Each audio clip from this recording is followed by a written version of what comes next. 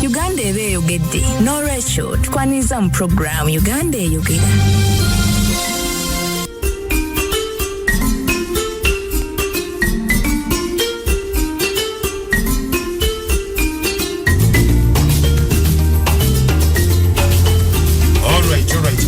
Omulungi aliko Impact FM Radio Samayinja tukwaniriza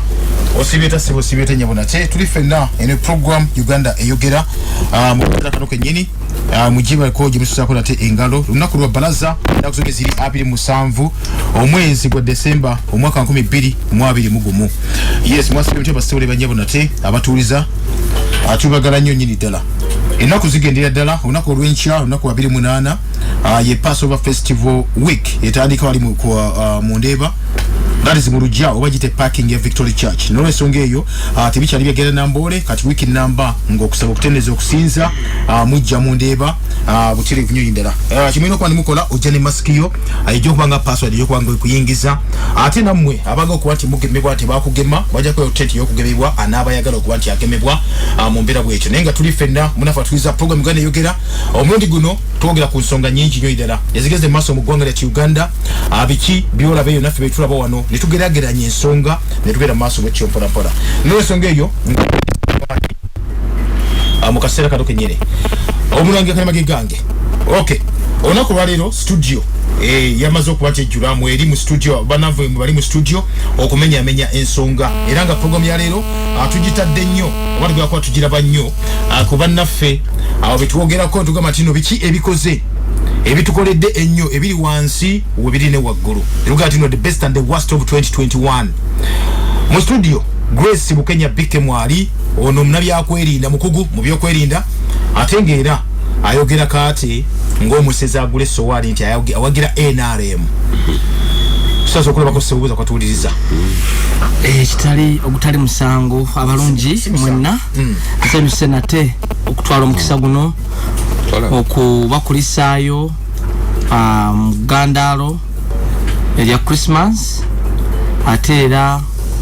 nenebaza Mukama Katonda oyo atukuumye okutuusa ku lunaku olwaleero bannaffe mwenna abatusobodde kufuna birungi tetugwamu ssuubi twekwase Mukama ate nammwe abafunye birungi muyogeyoge ku nsonga y'emu era ntwala omukisa guno okutumira families z'Abaganda baffe buli muntu yenna ng'alina muganda wo ng'ali Somalia oba Oluganda lwo ng'ali Congo mu kaseera kano abali mu ntalo bannange baganda bafaawo twetaaga essaala yonna gye bali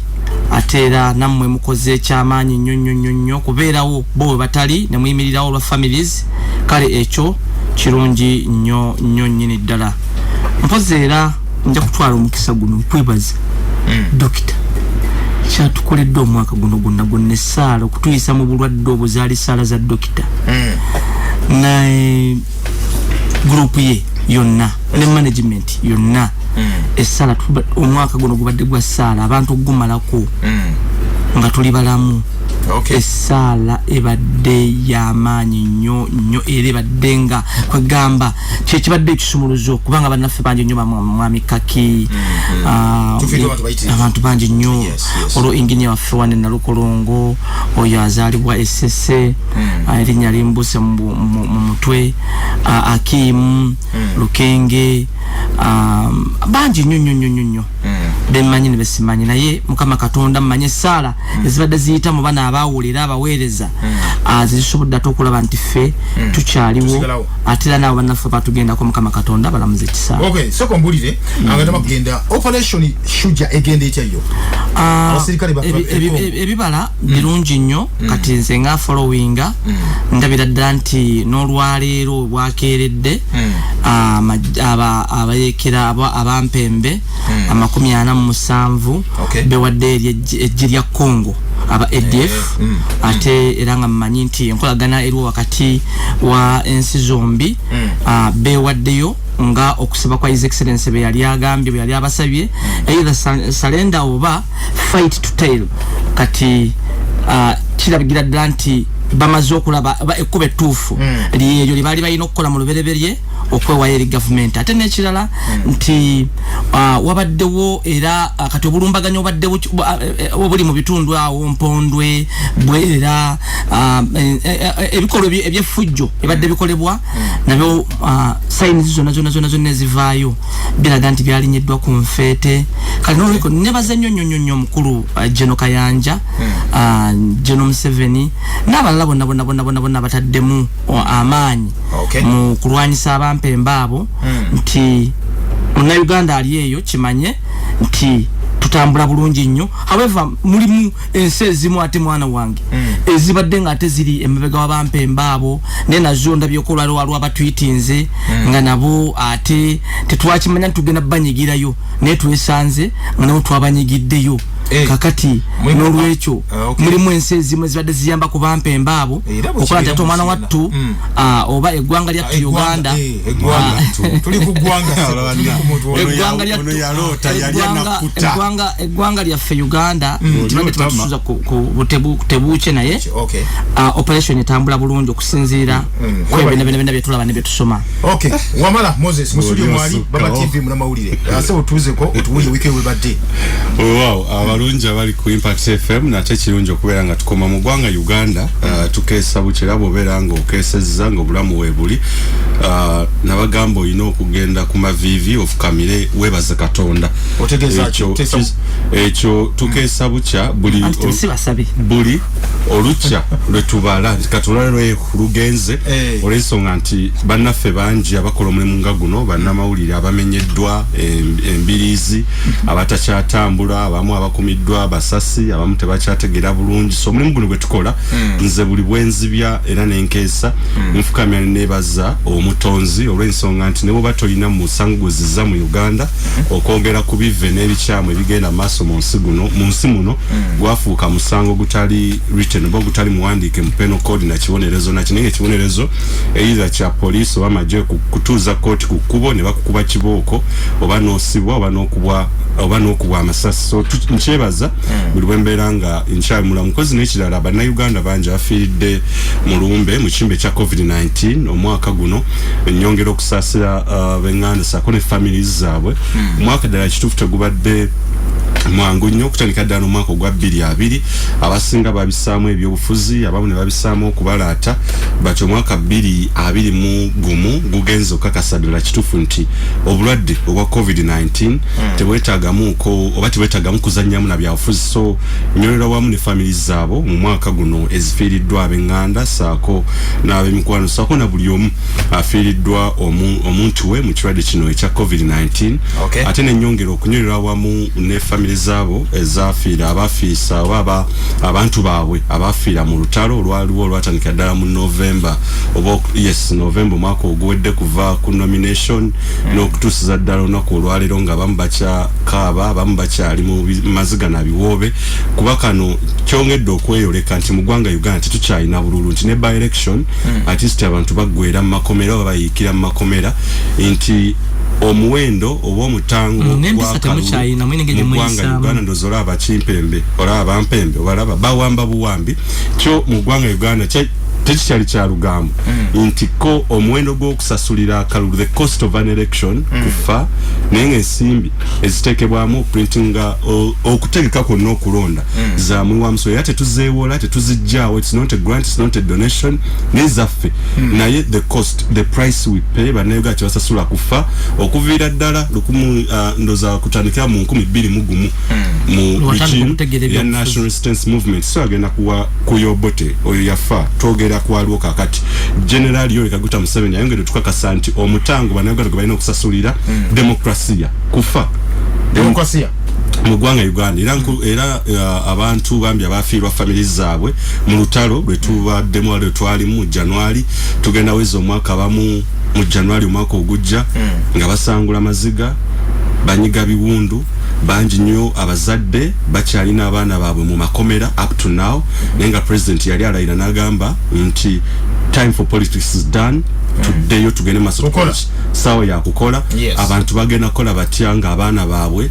bogamba nti bazzukulubo nga bakyali mu makomera nsisuubira nti jajja oba jajja yenna yandyagadde okulaba nga akubiriza abantu okukola n'eggwanga oba n'ekyalo okugenda mu maaso naye nga abantu bali mu kubonaabona so ekyo nakyo kikulu guno mwaka gubadde gwa lutalo covid-19 versus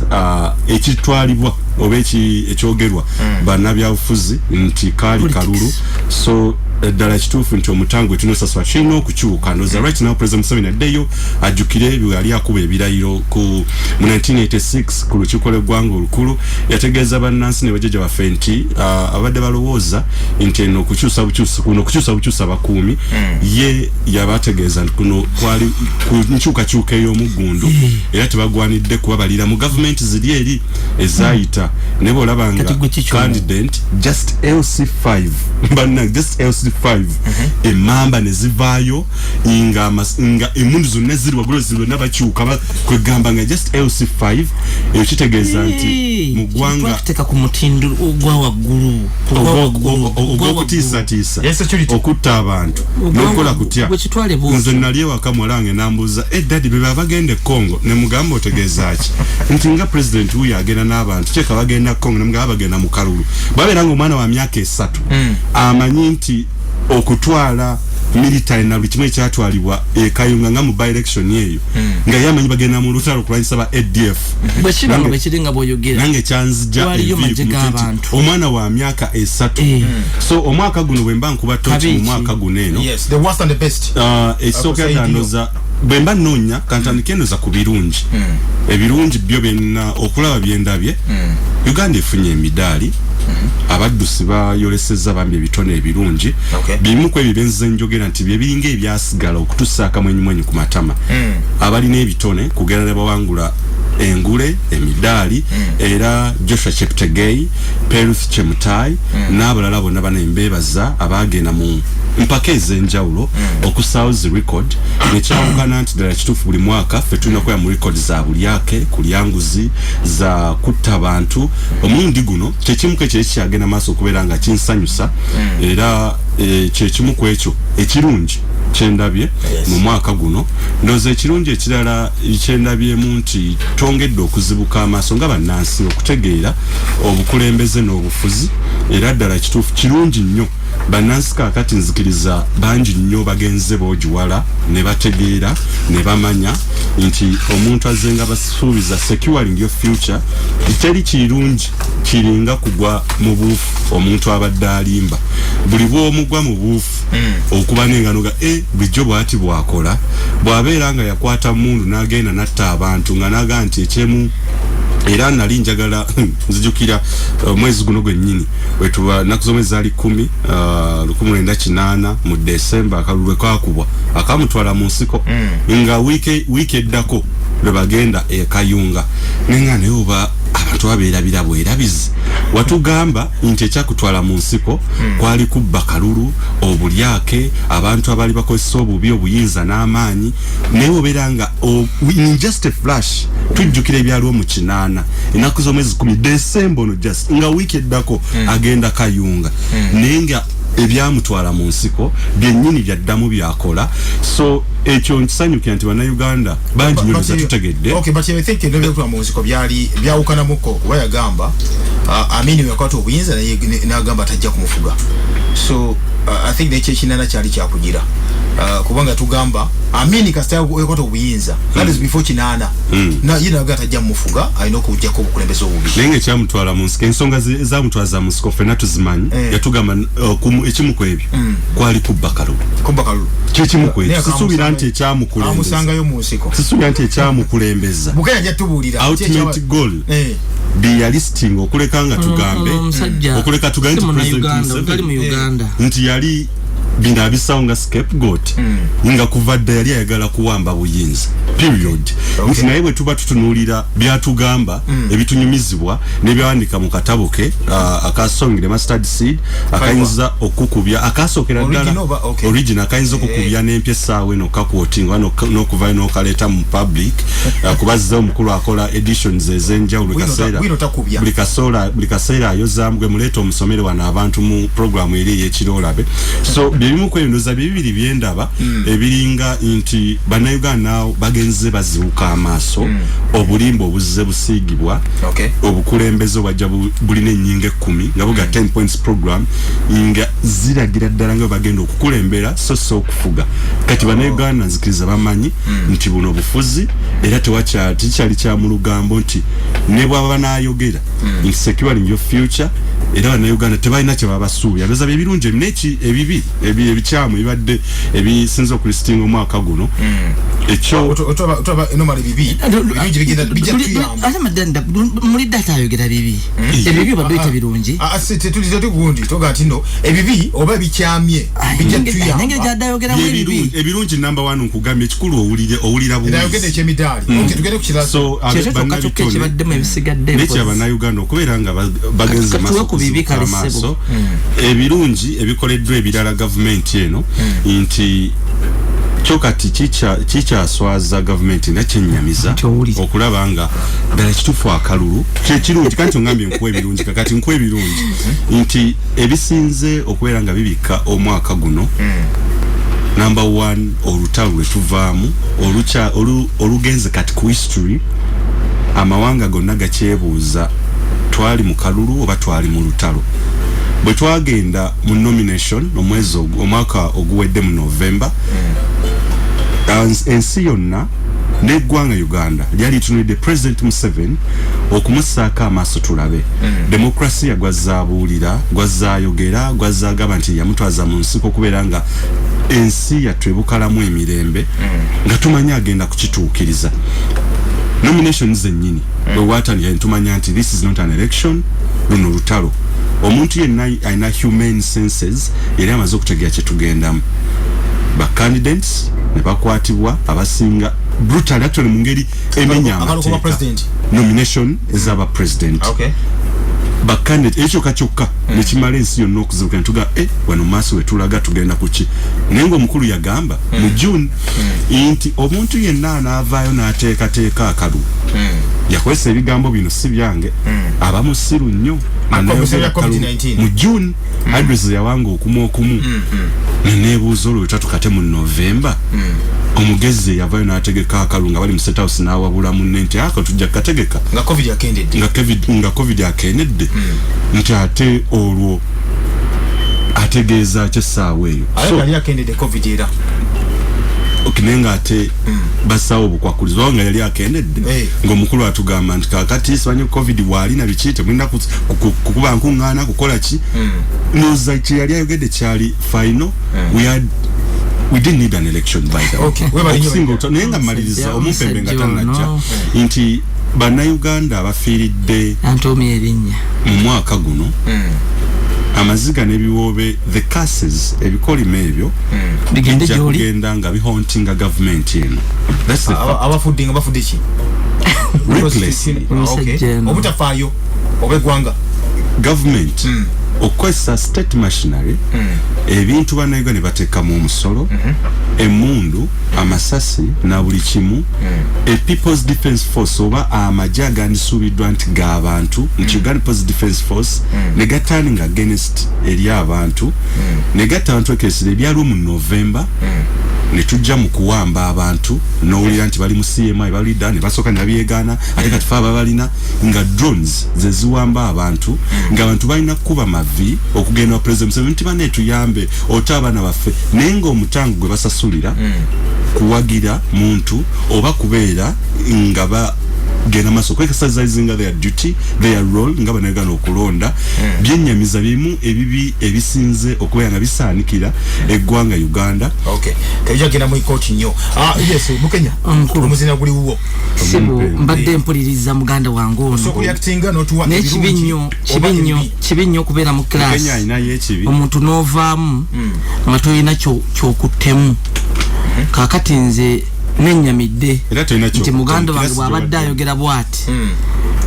abadde agezaako nnyo okunkonvinsinga naye awunzise anconfuse nze nga sina nakyentegedde ate tugenda maaso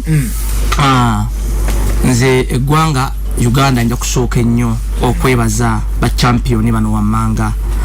abazadde abazadde abakuumya abaana mu bbanga lino ery'emyaka 2 nga ekimbe kino kizuuzumbya ensi yonna abazadde abaana wamu ne gavumenti yonna okugitwalira ewamu. Omuntu akuuma omwana aba akuumye Uganda Eyenkya. So omuntu awa priority exactly nchebaza nnyo era nze kunze nga bwombuuzizza nti nze ndabe mu achievements ez'omwaka guno nti wabaddeyo amawanga agamu nga abaana tebasobodde kimakinga n'abazadde mbadde sebo nkusaba ompa omukisa njogere kubanga ono yazze kuseka yayina kuseka ffe nga twogera kakati amawanga agamu tegasobodde kukuuma baana tegasobodde ne bannansi basobodde kwekuuma naye bwe kiba nga kibaddewo ba champion iranze kisinze nnyo omwaka guno gwe tufundikira ekisooka kyekyo abazadde okuuma abaana kati ekyokubiri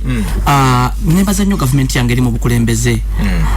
nti tusobodde okukyusa obuyinza mu mbeera ey'emirembe mu mbeera eyo Munnayuganda constitution jakkiririzaamu jakola ki jatwaliramu yakola ki ate senga mbadde manyi nti munnamawulire ne ethics z'obwamawulire bambi abakuwuliriza ku radio n'eggwanga bw'obanga ojja kuseka busesi nga toyogera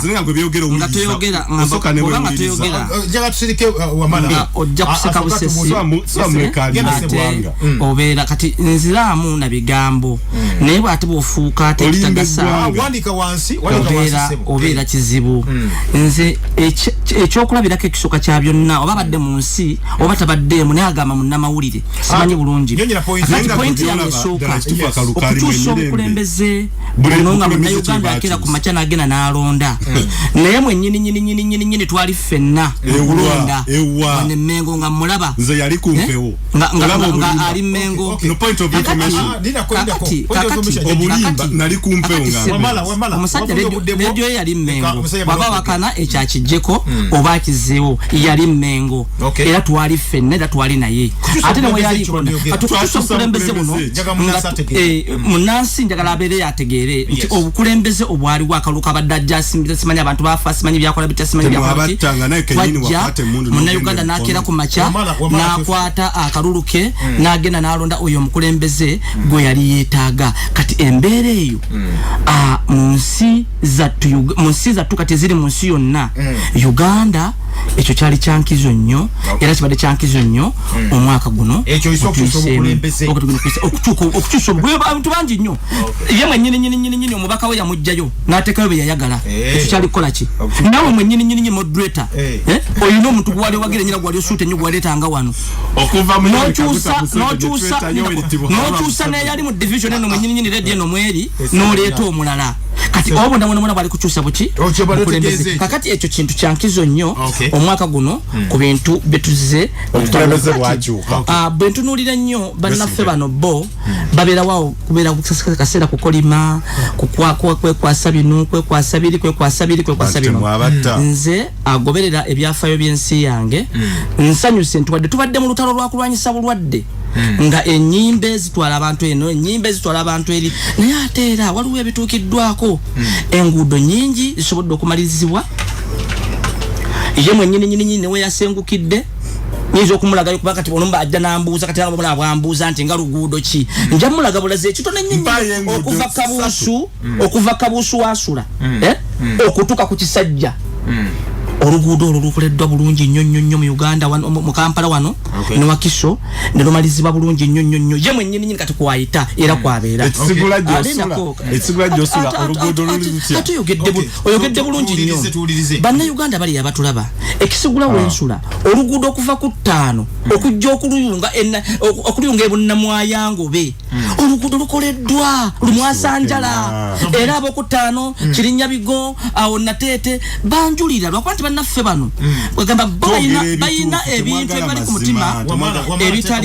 ebitali bituufu kati gavumenti eno bwe banga esobodde olwaleero nti ku bridges yali maliriza essatu omwaka guli nga n'olwaleero yongeddeko endala 2 nakyo nja kukijjayo nti chankizo chamanyi nezirabaddeko ku ntambula omutatambula abeera wano nali bridge aswa nensanyusa nnyo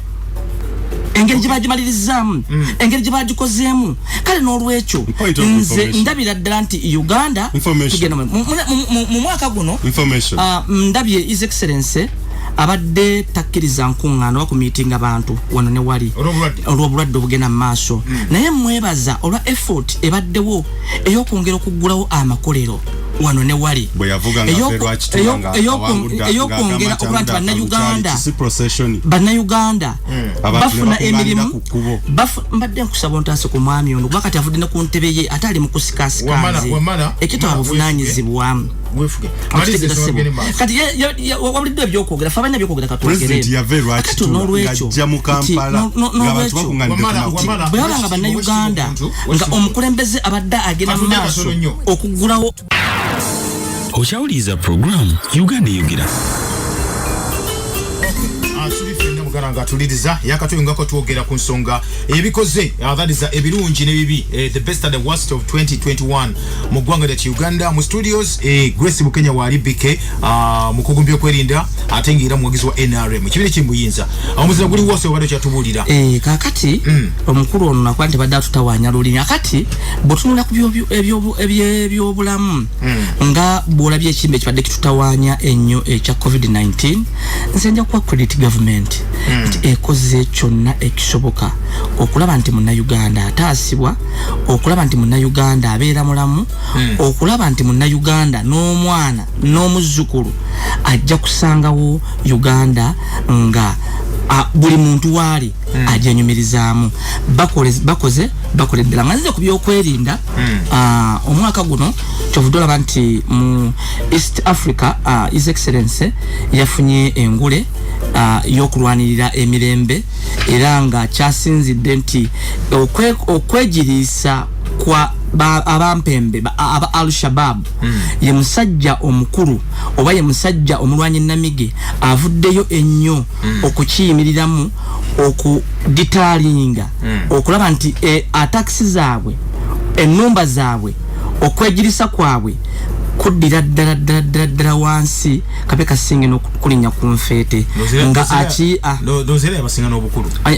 obukulu okumanya obutendeke n'ebitoerera bingi nnyo n'omukisa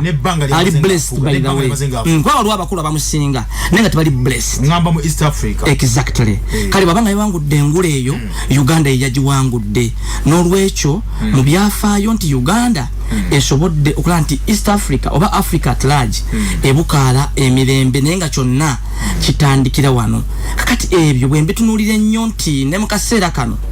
abampembe bano abadde bavudde wano mu region wano emabega wano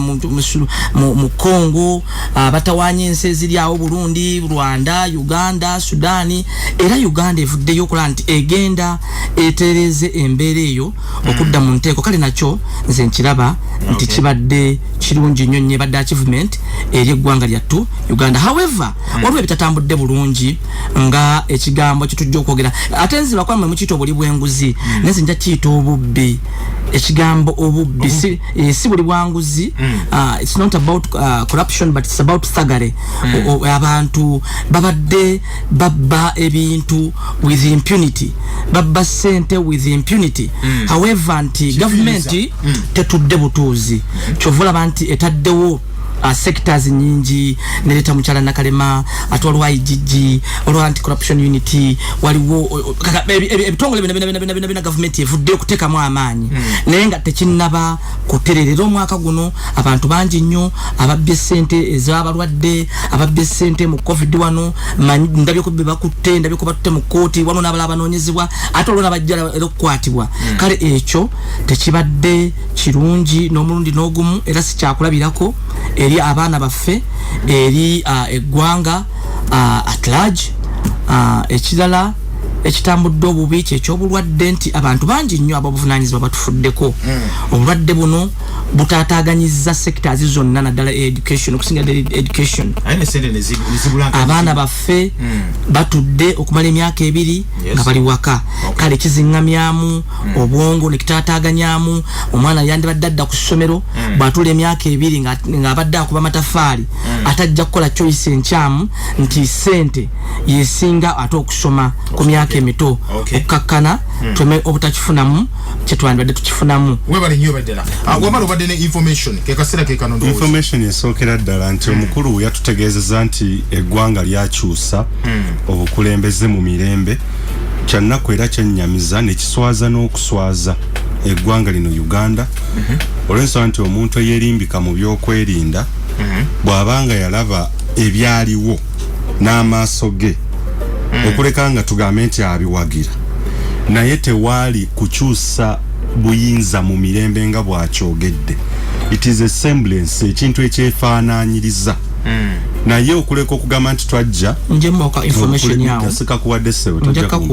kampira mu parking wali wansi ekyokugamba nti tukyusiza Yoweri Kaguta Museveni ne tuleeta Yoweri Tibuhaburwa Kaguta Museveni eyo yeyinza okubeera nga enkyukakyuka naye nga tukirize bw'ogenda randomly n'obuuza Bannayuganda mu bitundu ebitali bimu sample y'abantu ku 10 obuuza omu ku omu ddala kituufu mwakyusa okulembeze mu mirembe ng'oyita mu regions ez'enjawulo nekye tulina kaakati tekikakasa nti waliwo okukyusa obuyinza mu mirembe. Number 1 abaana abakyali mu makomera abasibiddwa up to now hundreds and hundreds bakyali mu makomera mirembe ki egiri awo up to now mirembe ki egiri awo nga abazadde b'abaana bakyakaaba naye nga omuntu eyeeyita jjajjo bagamba nti ye jjajja waabwe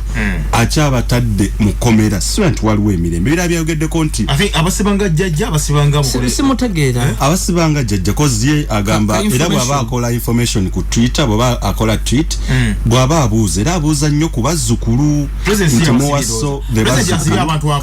he is the commander in chief is the no si judge mu ajaji mpera mu parking ye commander in chief of armed forces amaje gana agakwatanya agaduumira kuba maje most cases bonna reports zetulina nga bannamawulire ezisinga abaana abasinga bakwatibwa nga bamaje who is the commander in chief ye president we Kaguta Museveni ekintu kyonna bwobeera nga gwe taata mu maka ddala kituufu kizibu nnyo ga nti awo omwana yeyakikoze omuntu ayinza ogamba omwana ono yakoze naye aba agamba gwe aba ategeeza gwe so tukirize tugaane nti amazima matuufu tewaali kukyusa buyinza mu mirembe bwabeera nga akalulu ssaawa ya leero bangi bakyakadibetingako nti tekaali kamazima na bwenkanya mirembe kyejjalonga miranga na biwoobe atugambye amalwaliro katunnyo amalwaliro ensimbi ezibbiddwa mu COVID-19 Uganda abasinga abeeyita ba technocrats ba PS PSS aba ministry ez'enjawulo bo bamwaniriza nga mukisa gye bali nti abantu bagugumudde ebizimbe ebintu byetulaza akamweso okukomekerezebwa nawe oguze mmotoka tuze tulibiraba ndoza ndi PSS busamu yandowooza ebyo byetulabye byokka nti COVID-19 opportunity gye bali eno mu ggwanga Uganda ensimbi ezibbiddwa zokka nabuuza PS of recent wa ministry y'ebyobulamu n'engenda ne wamukulu ayina ebyona live on air ne mubuuza twagala accountability sente za International Monetary Fund mwaza accountinga mutya nti simbi zonna ezabaweebwa remember we try to get mu financial year eya 2021 nga tumalako eya 2019-2020 bayisa 240 billions okugenda mu ministry ey'ebyobulamu okubeera nga batandika okombatinga ekimbe ekya COVID-19 nabuuza omukulu ayina byonna sente zino zakolaki nga naye tamanyi n'engende wa PS nga muli ludda wa omwogezi nga tamanyi sente zaako nga tamanyi nga talina accountability yazo esaawa eno World investigator etwongedde $200 million of which Bannayuganda bambino itwadde tebabitegeera ne IMF of recent yatwongera sente netaaga okubuuza ICU beds oba ze yatugamba Dana Trident state of the art ICU beds nekaze bongeddewo tujjuka contradiction president yali ambuuza bitale mekaye bongeddewo nga nganeke nyini bonanga bakubagana naga babo abajemu health sector kijogamba nga abachala ekawempe bano abachala bachazalira banaka za debe mu district ezimu abantu bazalira mu miti mukuru gwesi mudaganda ali yatuliriza twawule obuzibu emisango ku byobufuzi omuntu eyabbe essimu mu kaseera akakalulu bwaba bamukwata omuntu eyakubwa polisi ennyondo ku mutwe n'amwasa mu biseera by'obufuzi bwaba yakwatibwa omuntu eyatta n'abasirikale abatta lwakwa munango no simu namawulire betabyogerako abatta abantu wano wansi Kosovo nalabye mwisinga bbiri wa weekend emabega n'abasalidde omu bamusalidde ogw'okufamula bamusibye mayisa abasirikale abatta abantu kati bw'obanga gwe akaseera kano ojja n'otulaga nti abantu obuzibu emisango n'obutuuma erinnya ly'ebyobufuzi then obeera mabega wakutegeera ya Uganda nga ensonga gyo badde otugambye mbw akalute kaliwo mu mirembe abantu bafa abantu babba abantu baliki obumenyi bw'amateeka n'olwaleero nga tuli twakwadde dda kakkana toyimirira mbadde ntegeeza olunaku olwaleero nga tucelebrating amazaalibwa ga Yesu Kristo mukama waffe nze naliko n'abantu abakwatibwa mu Ekereziya e Rubaga ate nga badde basalansa badde babba bannaabwe kati obumenyi bw'amateeka bubeerawo ate tulemegenda buteeka mu nsonga ez'emirembe olwaleero twatambula tugende waka Bannayuganda percentage eyo yennyini yali yeetaagibwa n'eronda abakulembeze oba gwe tewaliiwo nzija kutegeeza Munnayuganda nti olwaleero ne wano weetuli wano akalulu kakyuka mu mirembe katwalu bwama yavaako alozi yasimukasa naddako oba tumanyi kutuusa bukulembeze nze nkwadde ekyokulabirako ekimu kyekyo kati nga tuvuddeyo eyo nga tuvuddeyo tuyina eddakiika olina sekendi seba 5 okumaliza emboozi tubayinga tumaliza Bannayuganda mbadde nsaba omusajja ono omuntaaseeko kuba buli nkwata omuzindala ate afuuka ekizibu olimba eggwanga Munnayuganda ali eyo nze njagala tugendere ku biragiro oba tugende ku kusaba His Excellency kwe tuteerawo ebiseera ebyakalulu byaggwako tulina kukola tulina kutunula mu maaso amakampuni gaago bagaguddewo amakolero gaago gali mu kuggulawo abaana amasomero bagenda gaggulawo nze mbadde nsaba Bannayuganda tutunule kubanga babaggala amasomero sekitazi zonna almost esinga zonna zaggalwa n'olwekyo kati tutunule mu maaso tulagawa omwami yakugamba musimanya abantu bali mu makomera onali mu makomera abantu bali mu makomera baba nga gye bali abo balina emisango gyabwe gwakuba wa polisi ennyondo n'omwasa n'okuba omuntu n'omutta nokati olwaleero gwolowooza bakuyimbule otambule ogende bw'otyo n'olwekyo kikyanjawulo ku kulonda okwaliwo twakuyitamu mirembe zasatu zange ebyenjigiriza gavumenti eno eteekeddwa nnyo ku nninga era ne ku minzaani nti teyina pulaani yonna ya kusecuringa bannansi future yawe gye batutegeeza kati akalulu ko kakuyamba amazima tukkirize tugaane bwe bibeera ebyenjigiriza kyekirungi era kyeneebaza Grace Bukenya kuba abaana be of course badde bakawumula era bakoze bulungi Albert yakoze bulungi nnyo kuba babo badde basoma naye ebyenjigiriza mu covid nawe badde basoma mu international school ndinde konze ndi muzadde w'obuvunaanyizibwa ababe yabatwala kuyigga okay bo basobola okugenda mu state house asobola okugenda mu state house bone bafuna ebicepe ebigambo by'owulidde si bya radio eno management oba abakozi baayo wabula by'abantu sekinoomu